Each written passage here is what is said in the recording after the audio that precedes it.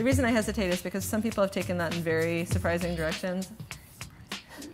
I'll give you a hint, we have some cannibalism in there, I'm not gonna lie.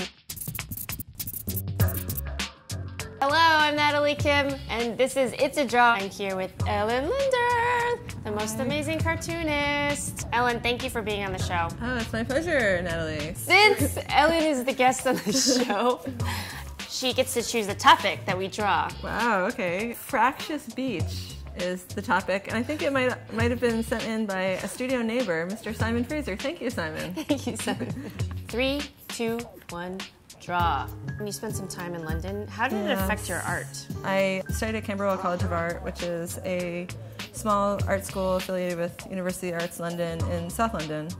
And the history there is just incredible. It's interesting because London changed a lot right after World War II because of all of the bombing that took place there. When I was thinking of my next project, I just started thinking about all the things I really loved about specifically traditional mysteries. My story deals with the murder of a World War I veteran. The Blackfeather Falls, which is out now. It's been serialized on Activate Comics, which is an awesome website with a collective of cartoonists.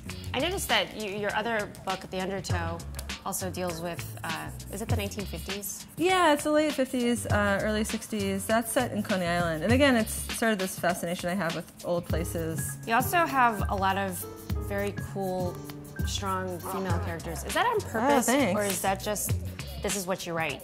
Writing about women is just kind of what comes naturally. And actually, when I was researching Blackfeather Falls, I became really fascinated by the stories of women right after the war, because at that point in history, the expectation for women was that they would all just get married. You know, you turn. What else is there? Yeah, what else could there possibly be in life?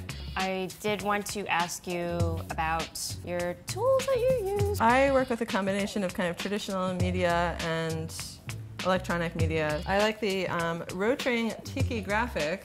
If I can give a little shout out to the good folks at Rotring. Oh. Usually a Winsor Newton sable.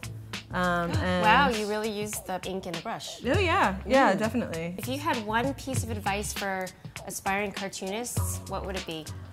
Like, don't be too hard on yourself. I think art school can be a really punishing environment. You know, you're constantly comparing yourself to other people, and I think that can kind of actually hold you back. You need to be your own artist. But also, especially living in New York, sometimes you need to make compromises just to keep your artistic lifestyle going.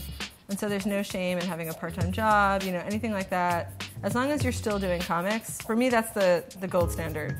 If you're still doing comics, like whatever makes that happen, it's cool. Well, as you were saying, it's a marathon. It's not a sprint. Yeah. Ellen, I think we're done with our beautiful draw.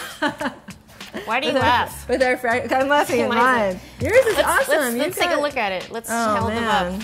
Such a pleasure. I love your amazing broken up beach. It's just, you know, stuff's going down. I think I've seen that seagull. Oh, really? He's menaced me in the past. His name's Earl. I can't believe Earl is still out there causing trouble. Lindner, it's been a pleasure. You're wonderful. Thank you so much. We'll see you next time on It's a Draw. I'm Natalie Kim. Have a great day.